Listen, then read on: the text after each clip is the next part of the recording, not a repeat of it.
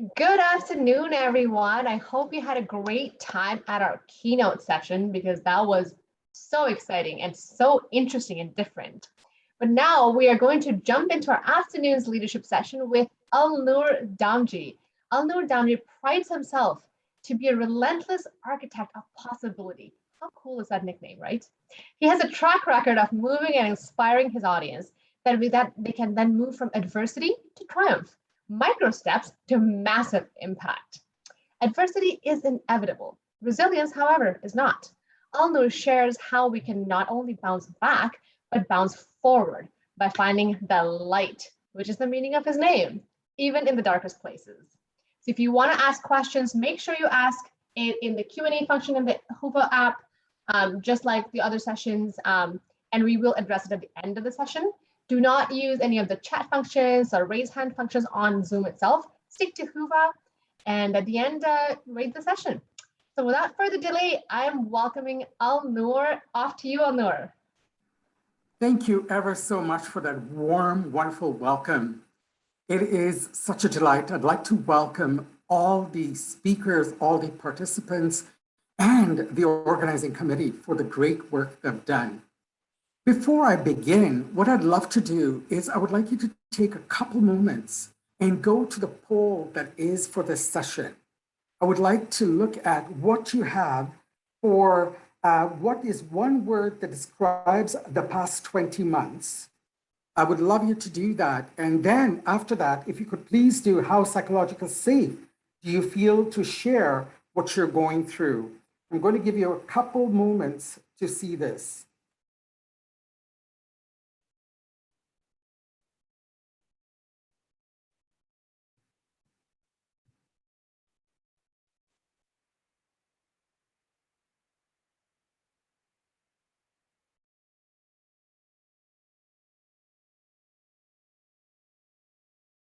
IamAlnoor, you just got on mute. Sorry, I think it's just a couple minutes.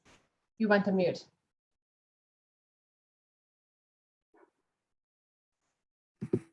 How is that? You're back. Awesome, great, thank you. I'm not sure if you heard me, but I'd ask for the participants to please go and use the polls that were created for this session. I would love to see as we're going through, and it's really important that we can understand this session.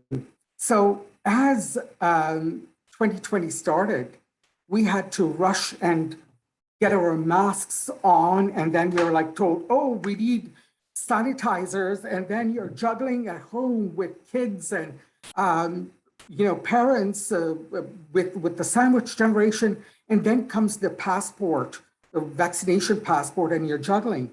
There's so much. We're packing in so much, and we're almost at the end of 2021. And as the year nears, we often tend to reflect on what's happened in our lives over the past 12 months. I'm no exception. I feel like I've been climbing a mountain.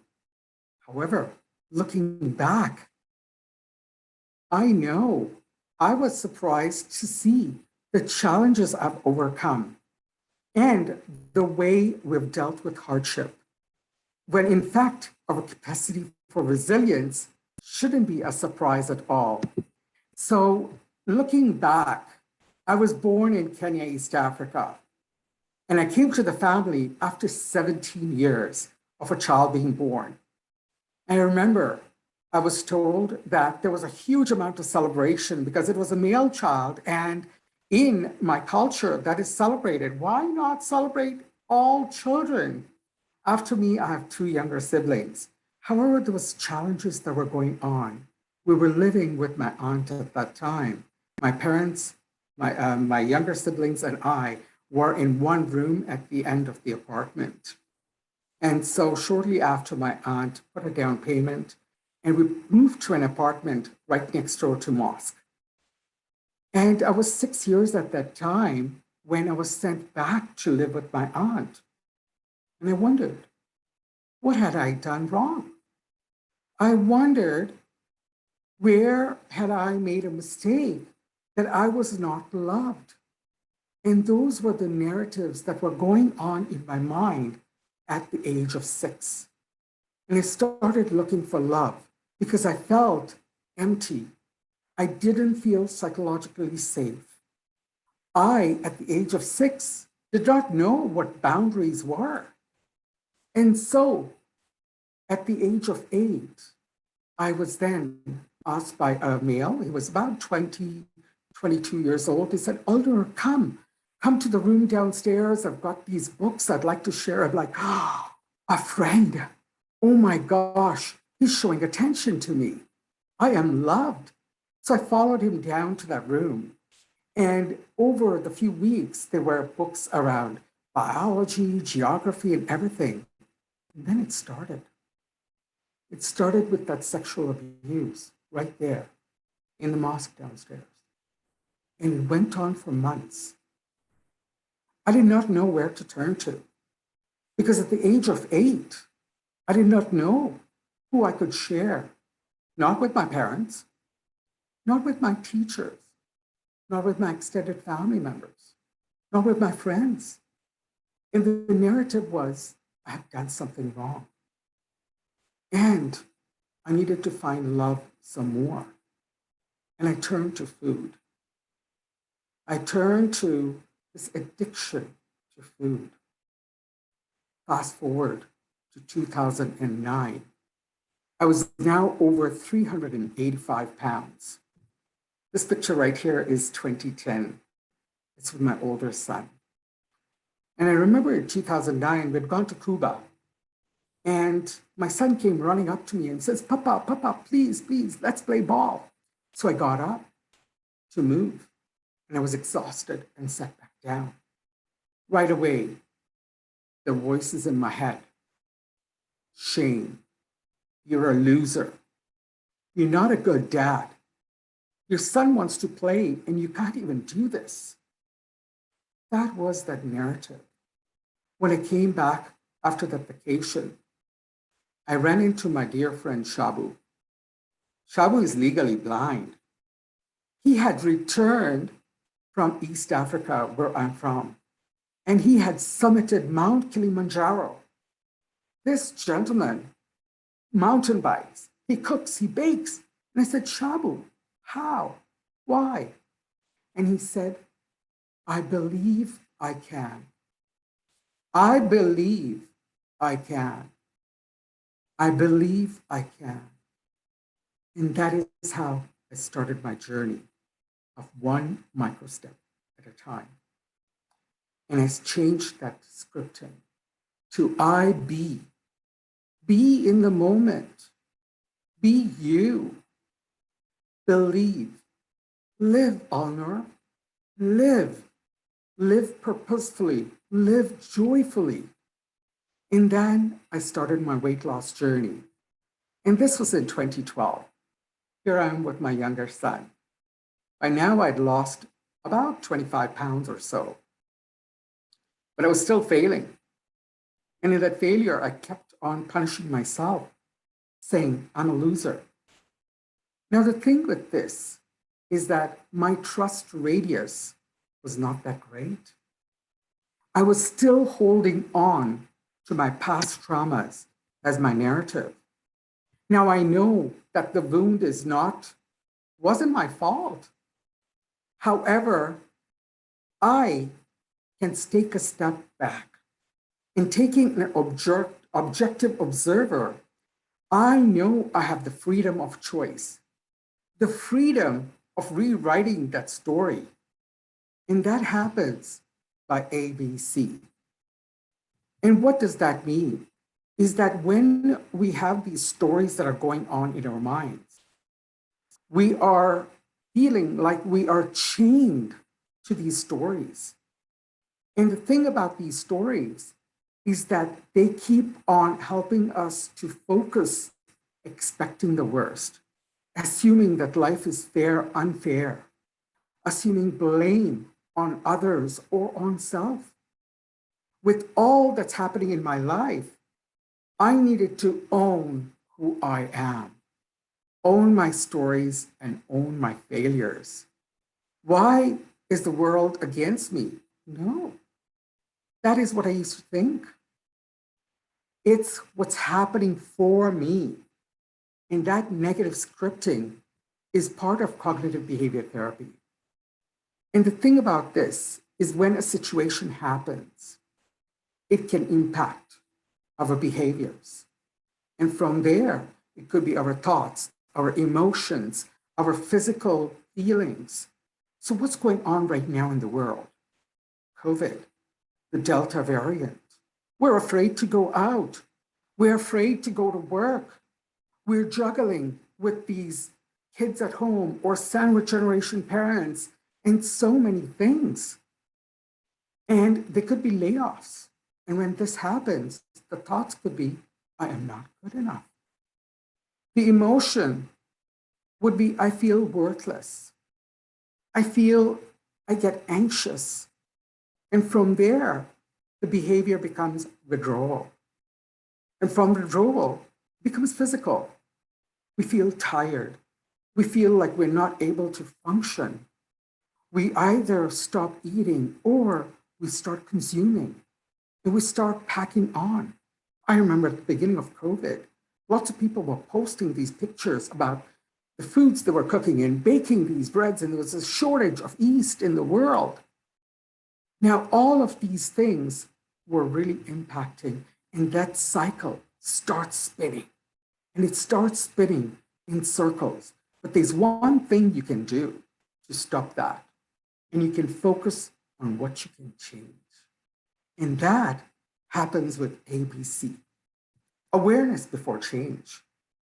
And to do that, we have been packing on so much in our lives, especially these past 20 months. And so unpack that load. And once you become aware of what you're carrying, you can then unlearn those habits. And from unlearning, you can move to be unstoppable. So how do we do this? We do this just like a child when they're hurt. They need nurturing. You've been hurt. The feelings you're going through, take in those feelings. What I used to do was run. Now I sit in those feelings. And what does this mean for me? From there, nature influences our behavior and motivation to act. So I turned to nature. And then I moved into nourishing. And for nourishing, it was nourishing my mind, body, and soul. So to do this, I embraced the Japanese philosophy of kintsugi for nurturing. And kintsugi is a Japanese term. The message behind this is the emperor had this beautiful bowl or cup. It got broken. He sent it off to China to get fixed. It came back didn't look anything good. And a villager said, let me help you. And what happened when it came back? It came back with these golden joinery. And so that's what kintsugi is. Kintsugi means golden joinery. And what does that mean? I am golden, baby. I'm a gold member. And so with that, the value of the object, isn't in its beauty, but in its imperfections. That was a huge piece for me to own my journey, own the stories. Because in owning those imperfections, I was able to be empathetic in doing the work I do. And in owning these imperfections is something to celebrate and not hide. So how many of you are we thinking, I'll be happy when I get the promotion? How many of you are saying, I will wait until this turns out in my life before I can do this? We're always looking at that future rather than being in the present.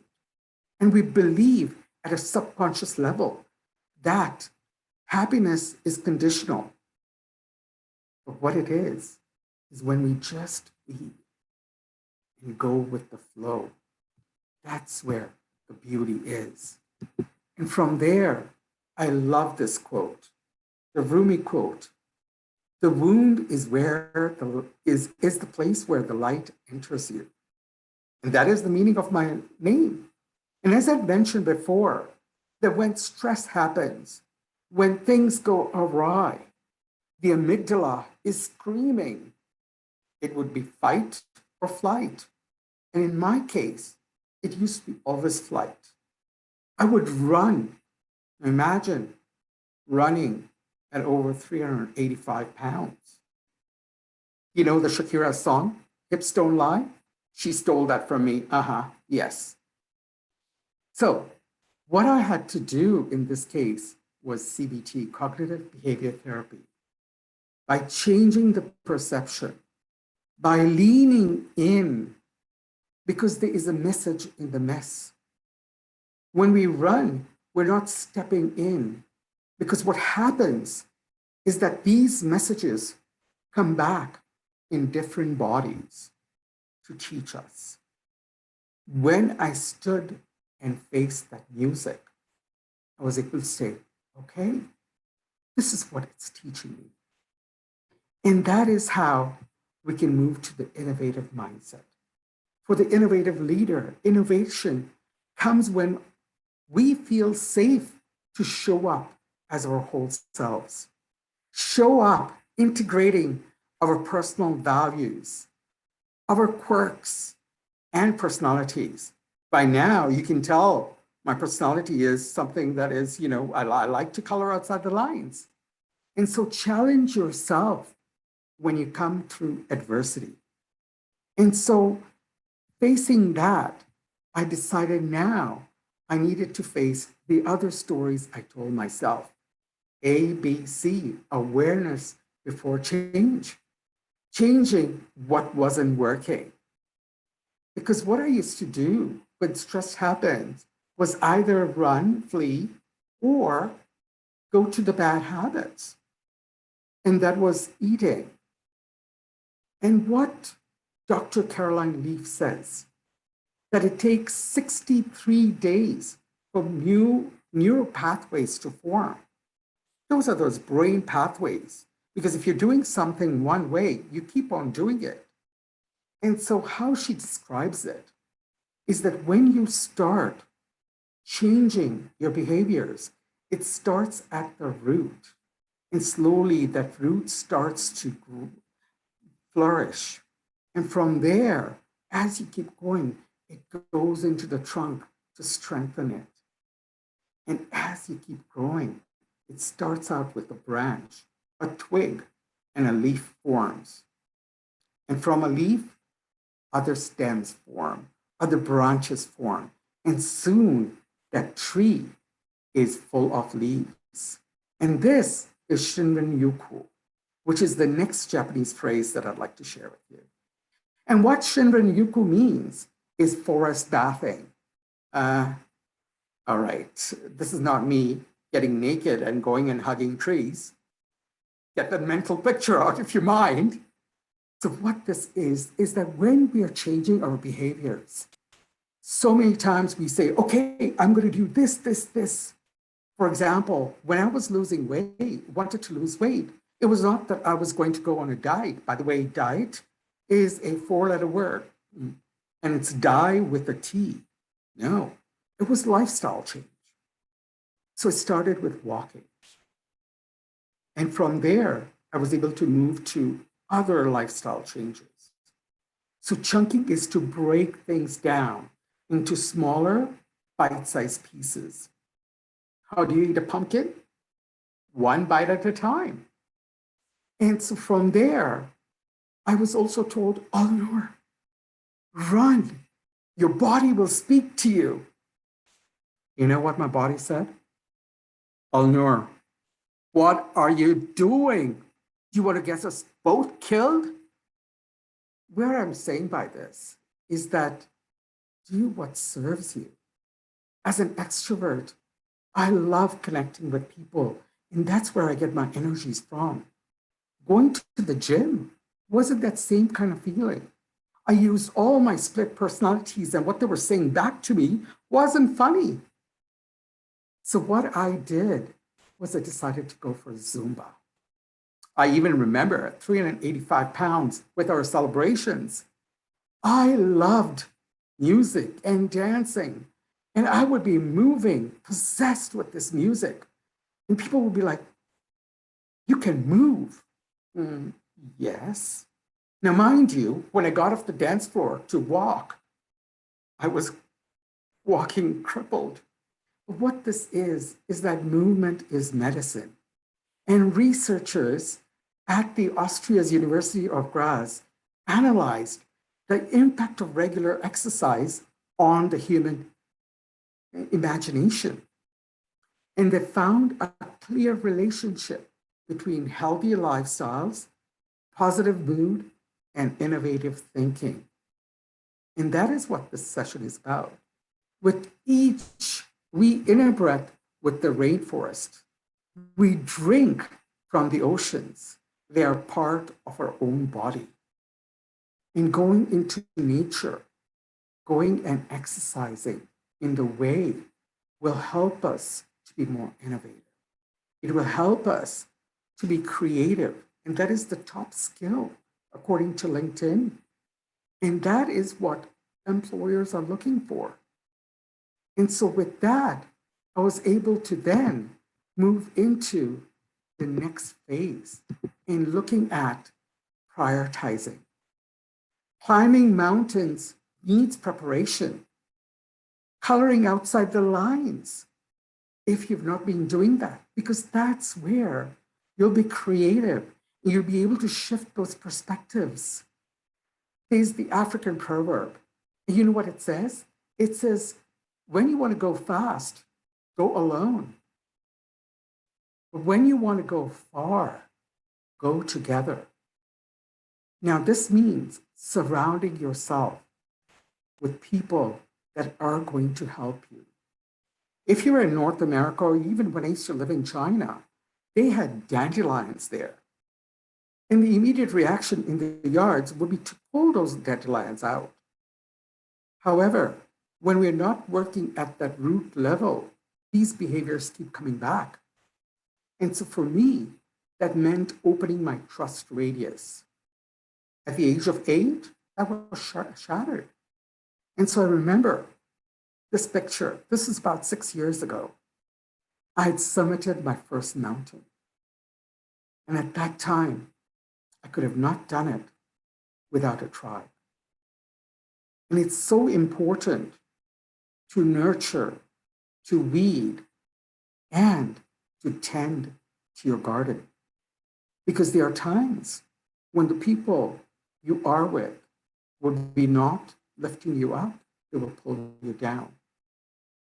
And so for me, when I was climbing that mountain at YMCA's Kimchi Factor, and I was walking with this group of people that they had moved on, except for this one counselor. And she said, mind you, she's a teenager, and she said, go IamAlnoor, go IamAlnoor, go. My immediate thing was like, go back down the mountain. But no, I persevered, I persisted. And I knew that I had a tribe that was lifting me up, even with this one person. Because what that did was help me to build my trust radius so that I could keep moving up the mountain. And with that is what this innovative leadership is, that we need to make these decisions without all these answers. Right now, we're facing so many uncertainties. We're told that you need to get your vaccination to protect you from COVID. Now we're told that will not protect you.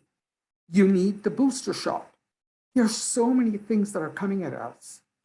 There are mergers, there are mass layoffs, there is the great resignation that's going on. Working from home, hybrid, or going to the physical workplace.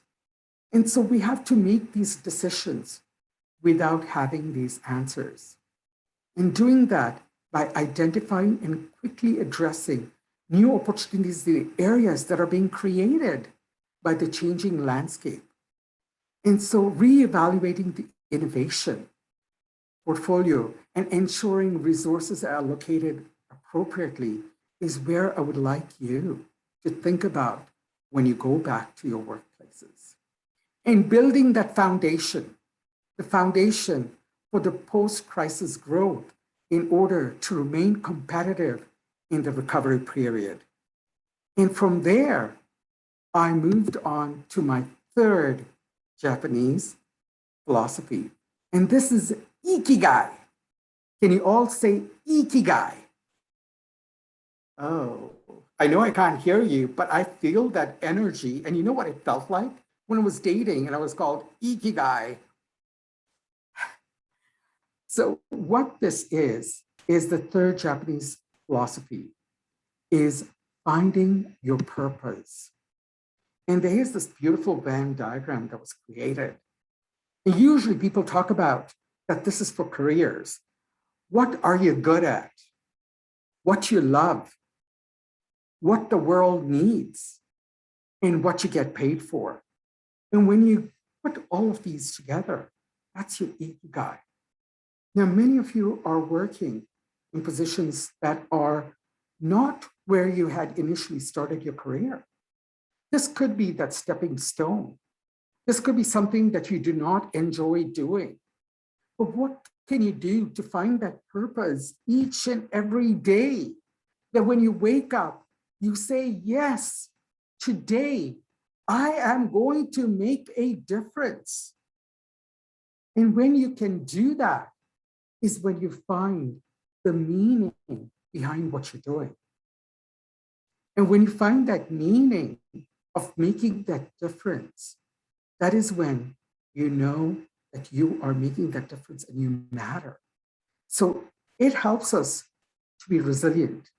Even when we consider the purpose to be the act of searching for a purpose, we should be able to find joy or comfort in our daily habits or routines that we use to get there. Now, what if the job that you're doing is not something that was what you wanted to do? Volunteer. Find ways to find that meaning in everything you do. If you're packing lunches for the kids, if they're going to school, start singing and dancing when you're packing that.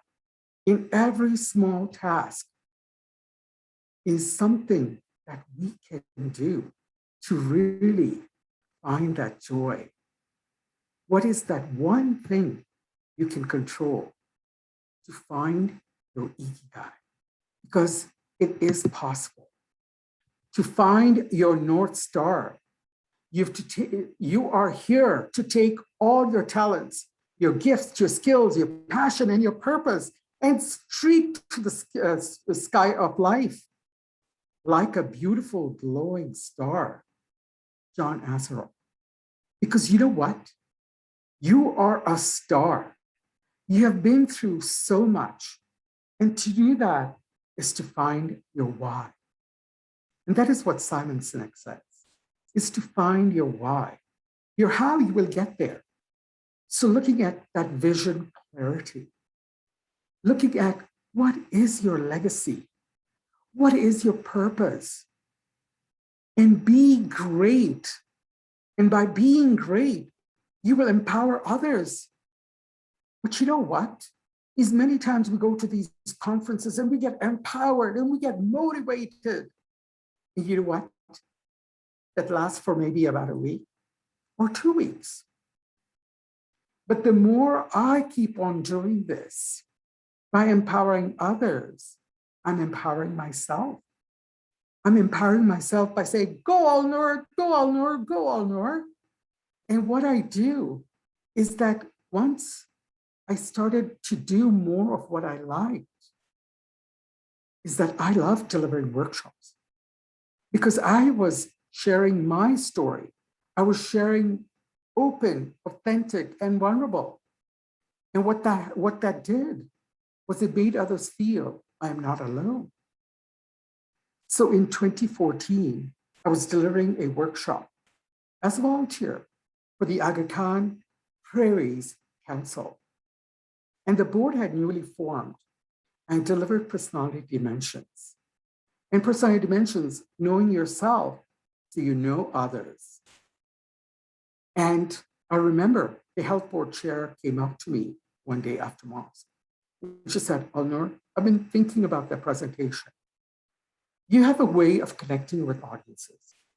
You are able to speak to them, whether it's virtually or, in person, because I've been seeing your videos on Facebook.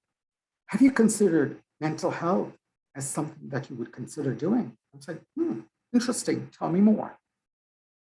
And with that, I decided to pursue my cognitive behavior therapy facilitation. And I flew to Vancouver, BC, and got trained with the Canadian Mental Health Association, BC.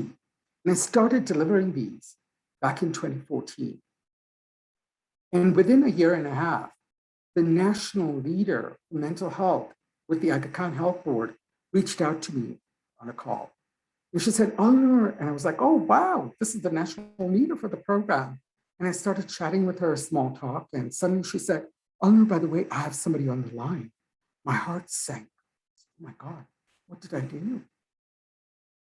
And the gentleman introduced himself. He was part of the leadership in the health board, not the mental health side. And the next few moments, they said, "IamAlnoor, we are appointing you as the national chair for the Living Life to the Full program." Whoa, me? And so as I kept on delivering, as I kept on liaising with the Canadian Mental Health Association, I was building those skills that were helping me to move forward.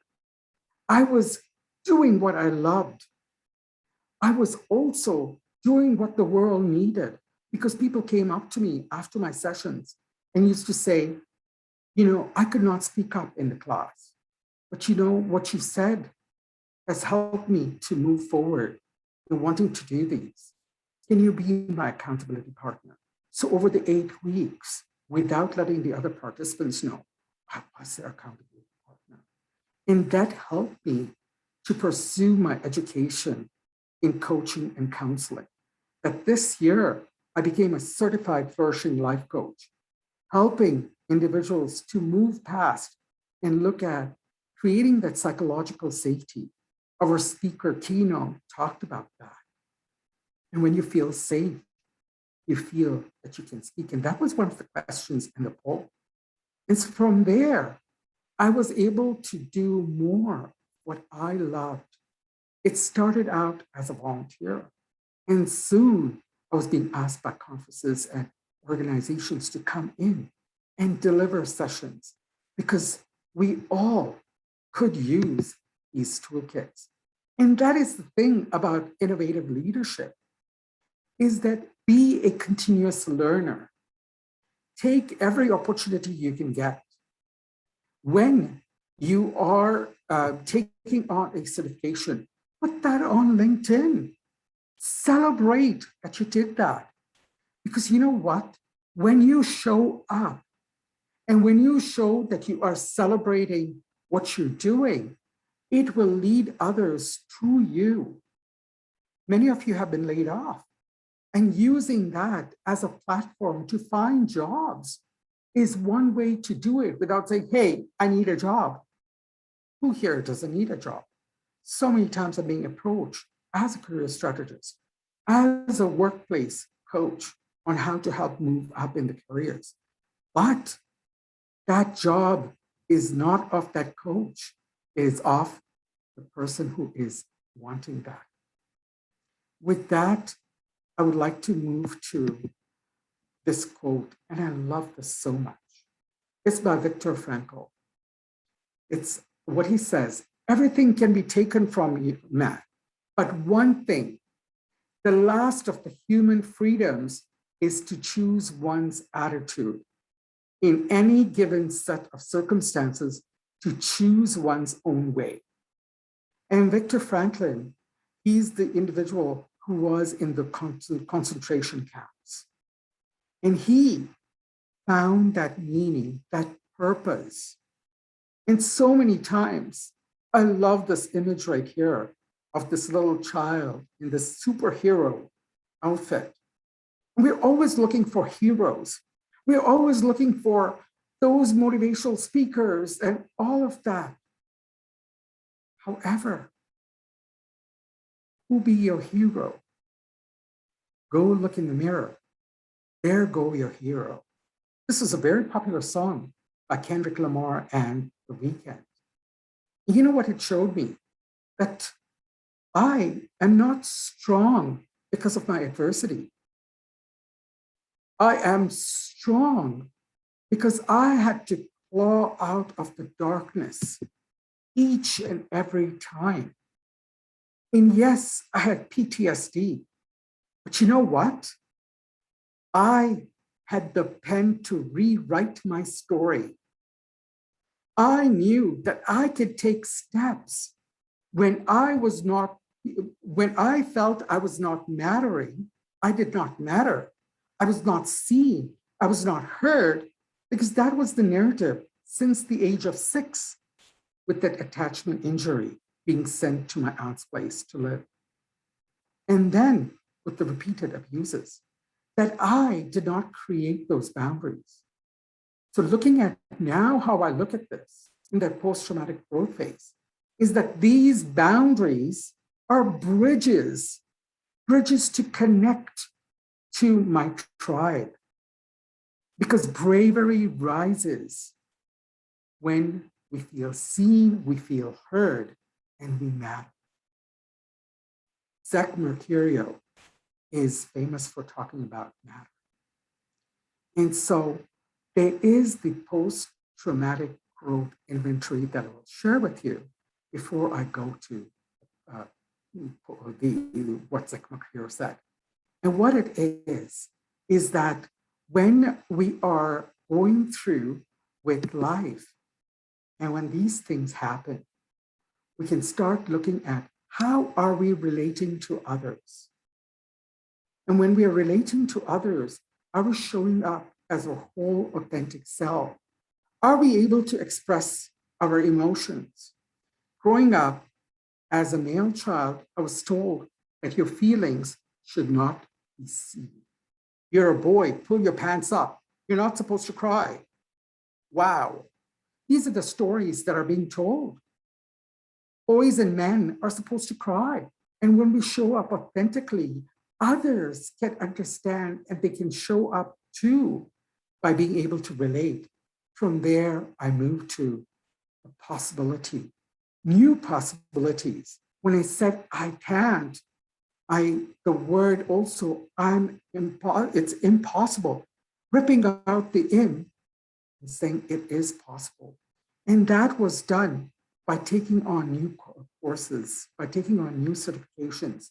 I started to believe, I started to be myself and live. From there, I moved to I am enough. I was no longer looking at myself as that broken cup or bowl.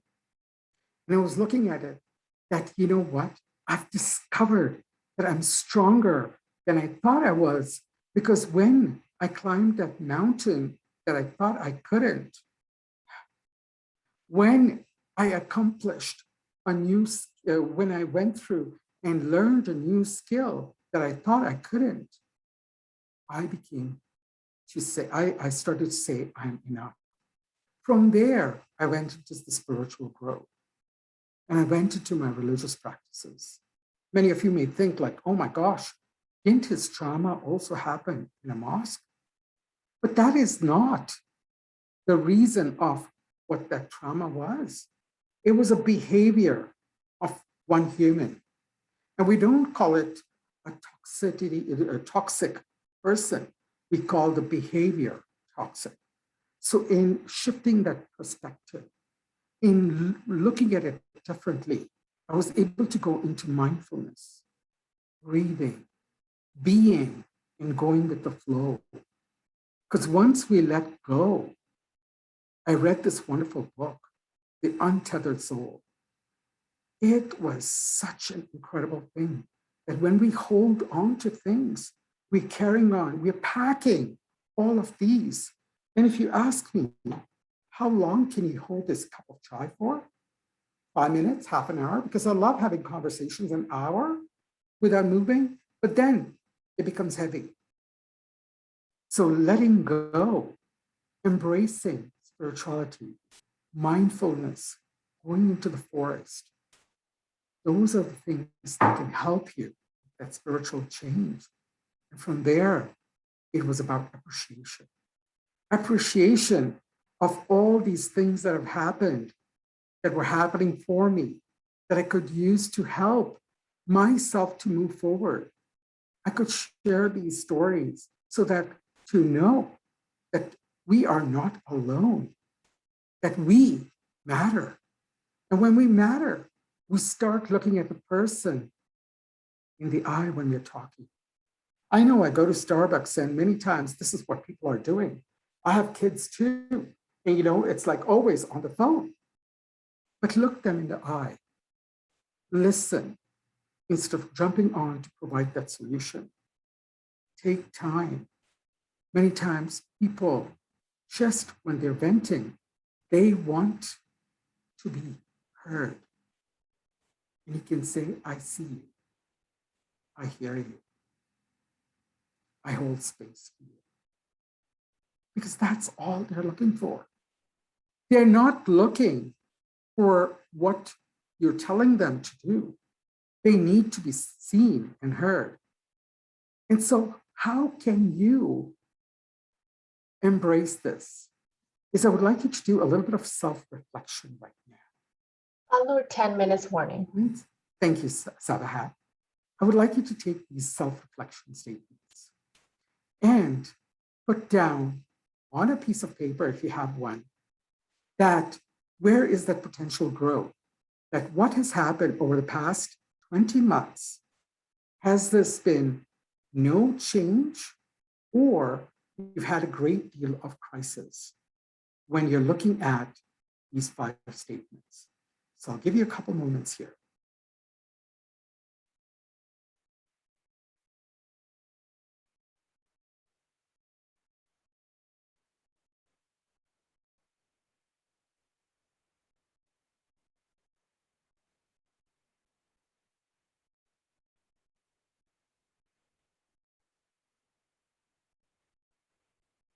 All right.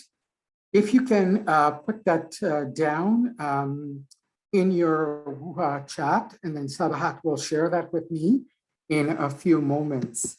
So from there, I would like to go back to just to be. So many times in life, we're applying those Instagram filters where, 20 years ago, we may have more hair, or we're superimposing, ourselves on these pictures of looking amazing. But when we accept ourselves, our whole true selves, and we're not living for others, we're living purposefully. We're living, we believe in ourselves, is then we can take one micro step in front of others. The previous speaker spoke about small steps, baby steps. This was again that 6 years ago picture. When I started at the bottom of the mountain, these trees were massive, huge. So many times when we're facing adversity, we're facing crisis, we feel like we're not able to move forward. Yes, take time to nurture yourself. Take some time, because I know when driving through a snowstorm, I am not able to see the exit signs. So when help is reaching out, you're not able to see that help. But when you take time and lean in, because there's a message in the mess, embrace your imperfections. I am imperfectly all right, and I'm okay with that, Brené Brown. From there, we're able to really go and summit our mountains. This was taken last month. I'd summited the mountain up Moraine Lake and saw the Larch Valley, the trees. And when I was up there, I looked down and I saw that those trees that were massive were smaller. It's all about perspective. It's all about celebrating life's challenges. It's all about looking at that cup. Here I am on top of the mountain celebrating with a cup of chai. And so in looking at the chai cup, it's joined with golden filigree.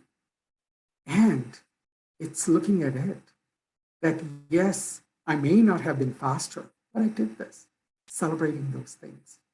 It's also looking at that if that cup is broken, what I can do is I can still look at the tea leaves, because those tea leaves are not going to give us the future. What happened BC before COVID may not work.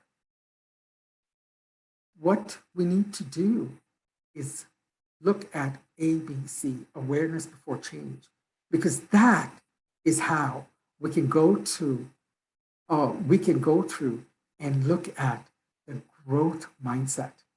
Nature, nurture, nourish is what I want for you. What I want for you is those mountains in your life. I want for each of you to say that, yes, I am going to commit today. I'm going to commit to live with purpose. I'm going to commit with everything that I do, that I look at this and say, I matter, because you matter. You have been through so much, and I want you to keep growing. And I want to say thank you for joining me one micro step at a time. And guess what? The love that I looked for outside, it's right there. It's been a huge pleasure to be here, sharing my stories, and would love to now move to the question and answer period, and you can connect with me on social media. Thank you. Thank you so much, Alnoor. I have to say that your session was so heartfelt, so passionate, and just thank you so much for bringing your vulnerability and your personal story. I think we could all connect on a much deeper level with your story. Thank you. I have to say that first. Question and answer. There is a question someone's asking, have you found using some of the concepts of NLP helpful in changing cognitive behavior to enable healing and growth? Thank you so much for that question. I have not taken NLP. I'm a certified cognitive behavior therapy workshop coach. And so what I've done is when, say for example, in negative scripting, it's looking at what are some of my strengths? Because so many times we look at what are our faults. And when we look at the end of each day and write down 3 things and look for those, it will be harder at first. 3 things that went really great that you're proud of. If you're in depression and you got out of bed, pat yourself, because you know what? You did that. I remember at over 385 pounds, I was putting on my runners. I tied my shoelaces and I was exhausted. In the beginning, the script was failure, shame. You cannot do anything. But looking at that moment and saying, Alnoor, yesterday you did not even tie your shoelaces. You stayed in bed. Bravo. Let us look at each other, because we are all walking each other home. You are also going through so many things. It's to start looking at the strengths. The other thing is, what I talked about, the perspective, is that when we were climbing up the mountain and the trees were large, but at the top of the mountain, looking down, the trees are little. So that bully that's inside the head, the bully that could be outside on social media or in your office or at home, is when we turn that telescope, instead of looking at it from the small peephole, you turn it around and you look from the larger, you will see that bully small. And that was one of the things I did to stand and not run. This is some of the tips I can provide you in this period of time. Thank you, Alnoor. What are your thoughts on the concept that an innovative mindset can be more likely in times of adversity? The idea that it's more likely when confronted with difficulty. I'm sorry, I could not hear you that well. What are your thoughts on the concept that an innovative mindset can be more likely in times of adversity? Yes, and so this is when we are sometimes stuck. And when we are stuck, our creative juices don't flow. But what it is, it's like building those muscle fibers. When you're going to that gym and next morning you're in pain, you decide not to do it. But more you keep on doing, you build your innovative skills, you build that creativity, because this is going to help you even when there's no other stressors. But if you keep doing things as status quo, how are you going to grow? And looking at it is embracing and working on the innovative skills, on creativity. You can keep on growing.